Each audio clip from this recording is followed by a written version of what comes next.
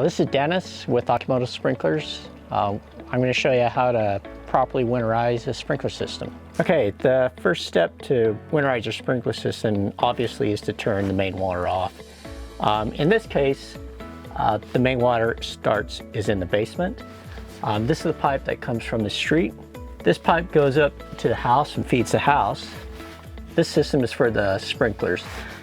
Typically you can tell which one is the sprinkler system because it'll have some sort of a drain.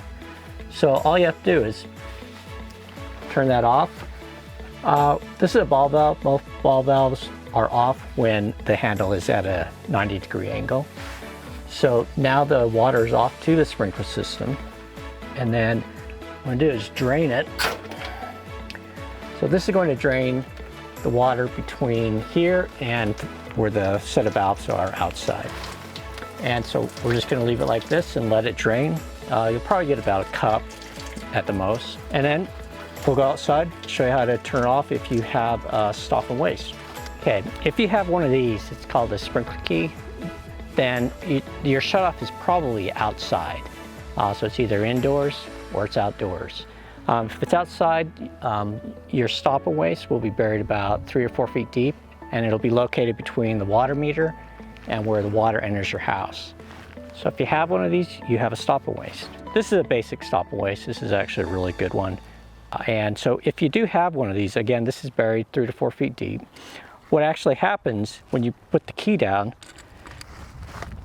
is that it's a simple 90-degree turn that opens and closes the stop and waste. I guess I call it a waste because it has a waste hole. So when you actually turn the water off, all the water above it will drain out of this small hole. So this is a stop and waste. That's what you're actually turning. The next step to winterize is to take care of your backflip preventer. Not everyone has a backflip preventer, but if you do, it's going to look something like this. It'll sit up above ground.